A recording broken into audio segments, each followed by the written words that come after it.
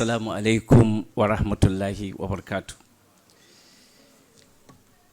I'm here from Nigeria. He said he guessed. Yes, I'm from Nigeria with my 12 other colleagues. We are 13 in number who came from different states from Nigeria. We're happy to be in Morocco and we're happy to be here in Rabat.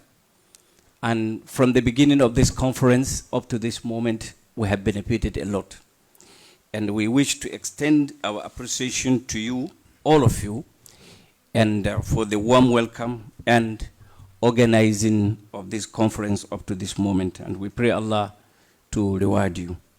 Relationship between Nigeria and Morocco is not new. We all know what goes on in the history of the good relationship between the Sokoto Caliphate and also the Moroccan leadership here. In the morning, the discussion began with some thought-provoking speeches and trying to bring all of us together to reinvent the journey of repositioning Waqf in today's world. The Honorable Minister here, I think, has left nothing to be discussed other than collaboration. The Honorable Minister of Malaysia have spoken so well about it. And the Director of Darulhadith laid the foundation of the discussions. And later, all other speakers who have spoken have excellently been able to bring about the most desired information with respect to what Waqf can do to the Ummah today. My colleague, who has just spoken about the Waqf management in Morocco, has done so well that I think if everyone takes the lessons today from here, I think will be enough for us to work for quite some decades. I'm surprised that the Honorable Minister acknowledged that with the vast input of Moroccan Waqf management, yet is contributing just about 10% of the budget. I think, inshallah, we can do more. Some of the examples that may come from the African countries are far below what you see. But one good thing with Waqf is that everybody can do Waqf. And we can mobilize every Muslim to do a Waqf. And the distinction between Waqf and endowment in the West has also been made clearly by the Honorable Minister. That when we make Waqf, Waqf is for Allah and for the pleasure of Allah. While in the West, Waqf will be for the pleasure of a cat or of a dog or something else they so pleases. Therefore, that foundation that is for Allah, I think, is the guiding principles of whatever we are going to do or whatever we are doing. So, if I talk about the role of Waqf in education, the role of Waqf in healthcare, the role of Waqf in poverty alleviation, why these three? Because when you take the statistics of the mostly Muslim world, right from the OIC figure of all Muslim countries. In fact, some of the reports of the OIC said 5 countries of the OIC constitute more than half population of the poor in the world. With this kind of ugly trend, then there's a need for us to do more. And why do I pick this? Because these 2-3 things I picked, they are part of our main problem in the so-called third world or in most of the Muslim nations. Therefore, yes. So the introduction is not far page from what we have had earlier. I'm only corroborating what my previous speaker have said and what other distinguished personalities have spoken this morning. So Waqf is an Islamic endowment tradition, and it has historically served as a block, as a bedrock for social welfare systems. Yet, its current role in addressing education, healthcare, and poverty in Nigeria remains underexplored. This paper, therefore, offers a historical overview. It examines contemporary global and Nigerian cases studies, discuss challenges and proposes policy recommendation to harness WACAP for sustainable development.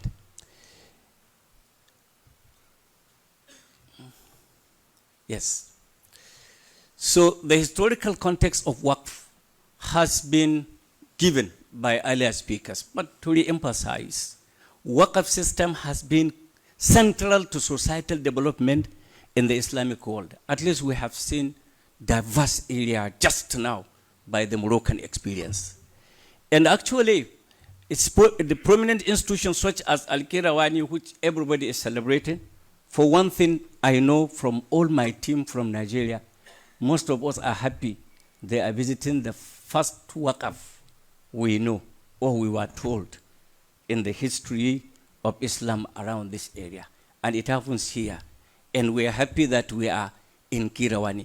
Being in Qirawani alone, it gave us an inspiration that, yes, we have come where Waqf from a very long time has been entrenched and has been serving the Ummah, and as an example worth emulation by everyone for the development of the society.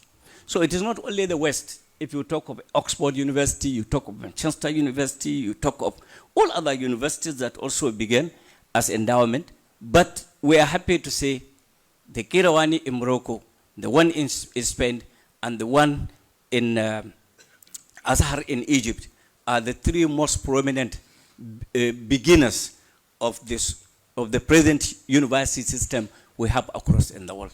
So this corroborates what our speaker, the Honorable Minister of Religious Affairs from Malaysia, has just said this morning.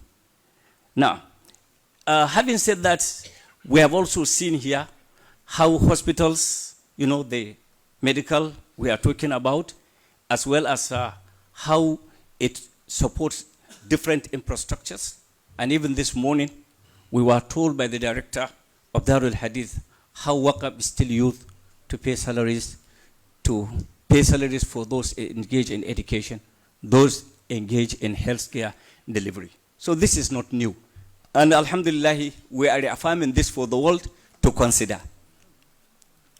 On the issue of the contemporary global application, I just try to bring three examples that you can still take Google and then get more information about how they have been able to also bring about the issue Waqf in the management of the affairs of people in diverse areas. This includes the Indonesia Dompet Dohpa. This is very important for us to learn also, because our Indonesian brothers and sisters are also doing much. And when you look at the issue of Turkish Diyanat, we have just met with three of them. We came in the same vehicle. Anybody that goes to Turkey, he see a lot of wonderful intervention made in education, particularly and in many areas of human endeavor in Turkey. And also other examples that probably many people might have not known when we are talking of poverty alleviation is the Ahuwat model of the Pakistani brother Saqif, Dr. Saqif Amjad, who have made a name and have made the Muslim Ummah proud.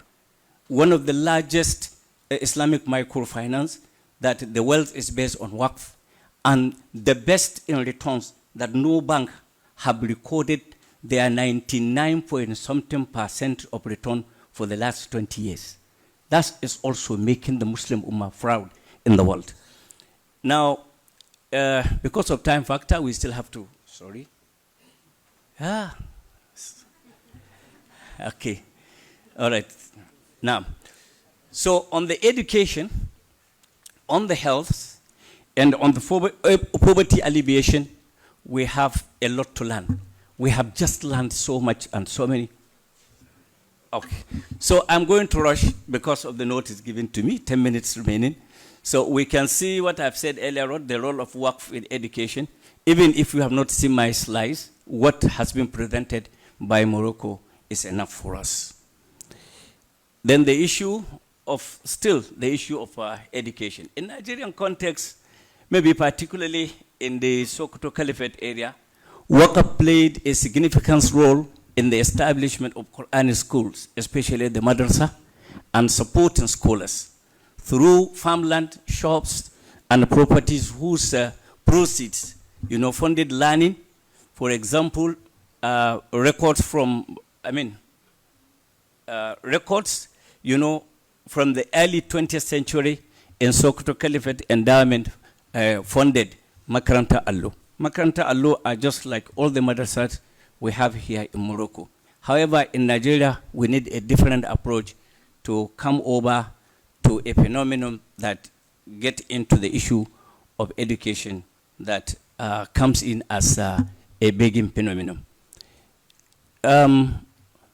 You can see these are all Waqf intervention also. Some of the places in Nigeria, though local, but still remain Waqf. And even the ones you see in the new academic gown, these are all students who graduated from Al-Bukhari International University from Nigeria in Malaysia, and it's all Waqf. So we have seen and learned a lot on the education, on Waqf, on education across the Muslim world. Yeah. In Nigeria, it's not only one place, but there are many, many, many organizations. And we are doing our little effort on our own way. But probably what we may need, or part of my recommendation, is collaboration among others. You can see in Kwara State, Nigeria, we have Al-Hikmah University, which is, is an endowment that support tuition waivers for indigent students, faculty development and research grant. It's just one. There are many, many that are coming up now, but they need partnership, of course, and they need strengthening, especially from the much older generation Waqf entrenched institution. These are just some examples. When it comes to the healthcare, we all know that healthcare provisions through Waqf dates back to early Islamic civilization, with historical, with the histories of what we have in Baghdad, that is in Damascus, and many other parts of the world that probably time may not allow me to mention.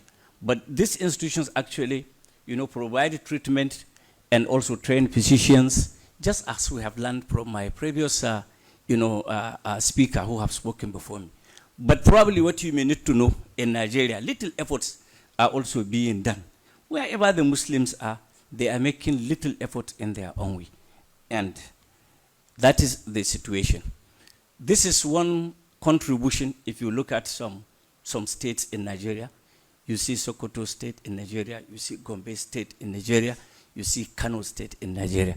There are people that are making efforts in other states, Kaduna, Lagos, even in River State and many other parts of the country. When we look at the global, parallels that we have now, I have mentioned earlier the issue of Malaysia. I have mentioned earlier the issue of Turkey. What probably I did not mention is the issue of the Bangladesh. The Bangladesh brothers and sisters are also making good effort. Just last 2 months we were there, and we have witnessed tremendous contribution in the area of Zakat and Waqf in particular. In Nigeria, we remain committed and trying to see how we can come together to propagate the intervention of Waqf in education, in healthcare, and also in poverty alleviation. Waqf in poverty alleviation is something that we have learned and we are still learning, and that is why we are here. We are here not only to present to you, but we are also here to listen and learn and network among us, so that together on the spirit of وَتَعَوَنُوا عَلَى الْبِرِّ وَالتَّقْوَى وَلَا تَعَوَنُوا عَلَى الْإِثْمِ وَالْعُدْوَانِ. The Nigerians example I have mentioned about Kano, I have mentioned about, just a comparison. If you look at what we have, for example, the Kano Pilot Waqf Microfinance Project have empowered widows and low-income women to start tailoring, food vending, and petty trading businesses. While in Sokoto, Waqf funds have been used for Qardun Hassan, Kasbu Initiative, 3 Waqf Initiative, and the Empower Hope for Youth and Women. We have seen some such similar examples from our Moroccan brothers and sisters. Well, in Indonesia, I have mentioned this earlier. In Sudan, again, see what we have, all in their effort to provide support in both education, healthcare, and poverty alleviation. Now, this slide has some problems, so we cannot be able to see it. It tries to give some of the, country's asset in terms of WAF.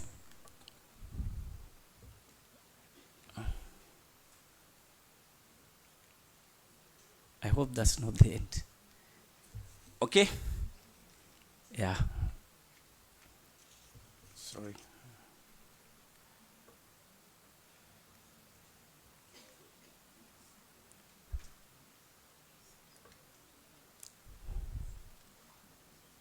Sorry. The 2 slides cannot play. I think it has some technical problems. I apologize for that. But I would like to say Waqf represents a timeless Islamic institution with strong potentials